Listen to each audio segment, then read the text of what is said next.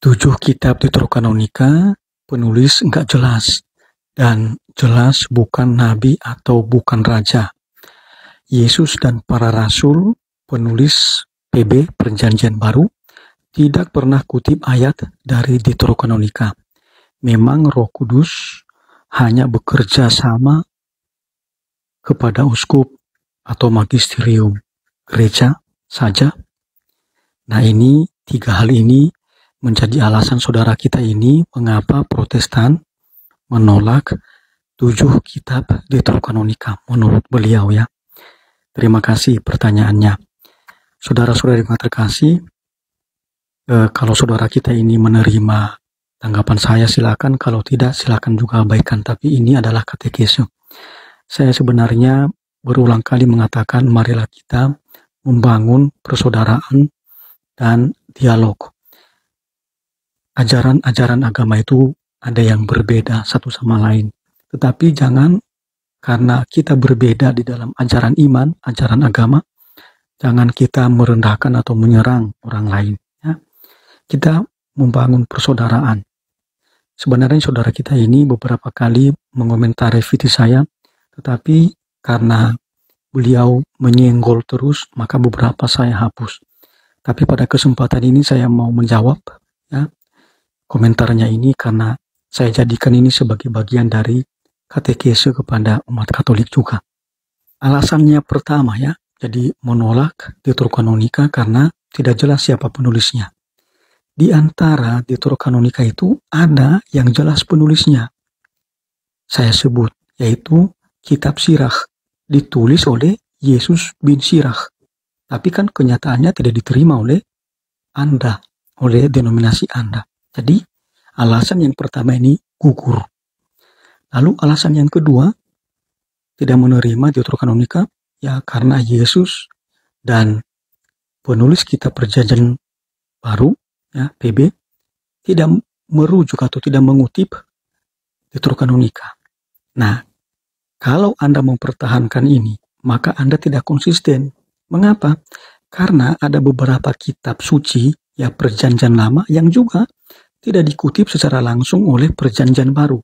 Jadi misalnya kitab Pengkhotbah, Kidung Agung, Zefania, Nahum, Ezra, Nehemia, Obadjah, dan Esther tidak dikutip secara langsung oleh Perjanjian Baru.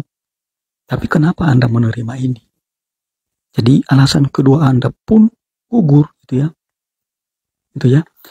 Nah, tapi saya tambahkan ya, kendati ya tidak ada kutipan langsung ya dari Perjanjian Baru ya yang merujuk langsung ya Deuterokanonika, tapi ada kutipan tidak langsung.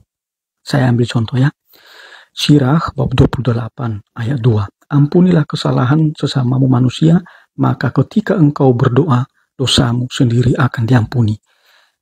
Ayat ini paralel dengan kata-kata Yesus di dalam Injil Matius bab 6 ayat 14-15. Jikalau kamu mengampuni kesalahan orang lain, Bapamu yang di surga akan mengampuni kamu. Lalu kitab Tobit bab 4 ayat 15. Apa yang tidak kau sukai sendiri, janganlah kau perbuat kepada siapapun.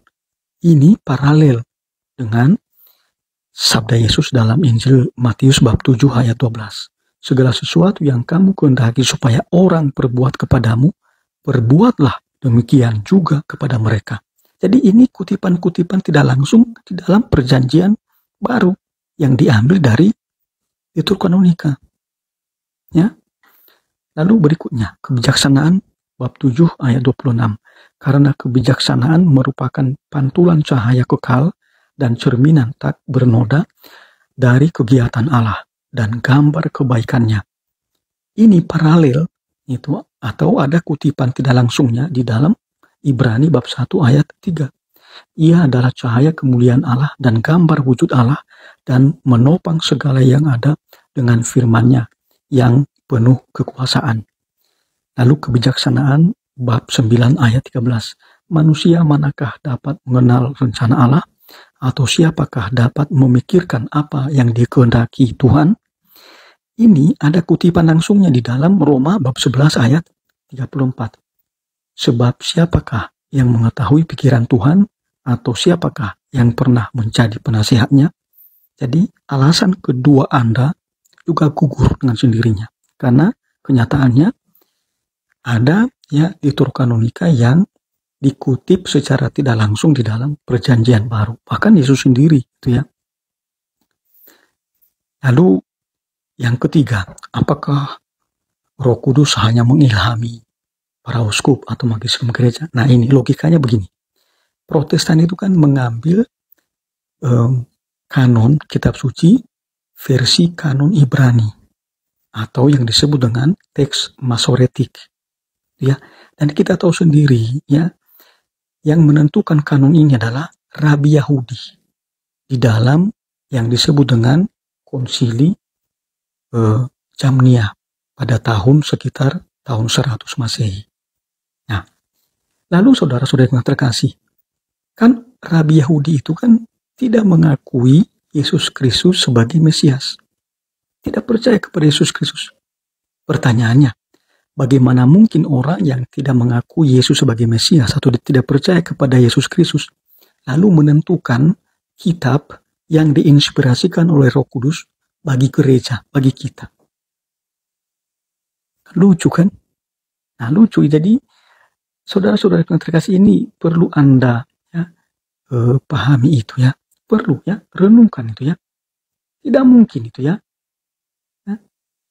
Mereka menolak Yesus Kristus sebagai Mesias.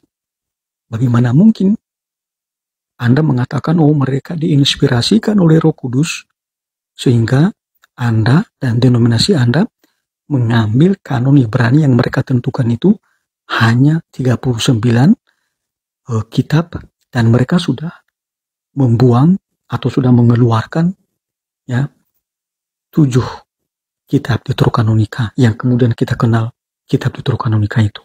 Karena sebenarnya istilah Deuterokanonika itu istilah baru ada pada abad ke-16. Sebenarnya sebelumnya sudah ada di dalam versi Septuaginta ya. Itu ya. Nah, sementara gereja Katolik mengambil versi Septuaginta. Ya, ketika gereja Katolik menetapkan mana saja kitab suci yang kanon, yang mereka rujuk adalah versi Septuaginta, bukan versi Ibrani. Itu ya. Jadi para uskup dalam konsili ya, kita ambil misalnya setelah konsili Roma pada tahun 382, Paus Damasus menetapkan kanon kitab suci atau kitab suci yang kanon. 73 buku, 46 kitab Perjanjian Lama, 27 kitab Perjanjian Baru. Dan yang dirujuk adalah, yang diambil adalah kanon atau kitab suci Septuaginta. Itu ya. Jadi itu saudara-saudara, lalu diteguhkan lagi ya di dalam konsili Hippo pada tahun 393. Lalu diteguhkan lagi pada konsili ya, Kartago pada tahun 397. Jadi pada abad keempat sudah fix yang mana saja kitab suci yang kanon. Gitu ya. Itu saudara-saudara yang terkasih. Jadi ini Anda renungkan juga ya. Nah, jika kita mau secara objektif melihat, selayaknya kita melihat penjelasan para pengarang Protestan. Jadi saya merujuk pengarang Protestan yang bernama Gleason, Archer, dan G.C. Kirikinyo membuat daftar yang menyatakan bahwa Perjanjian Baru mengutip Septuaginta sebanyak 340 kali dan hanya mengutip kanon Ibrani sebanyak 33 kali. Jadi kanon Ibrani yang Anda jadikan sebagai perjanjian lama Anda ya. Hal itu bisa Anda baca dalam buku ya, Old Testament Quotation in the New Testament, A Complete Survey ya, ditulis oleh Gleason, Archer, dan G.C. Kirikinyo ya. Anda bisa baca ya. Itu saja, Tuhan memberkati. Amin.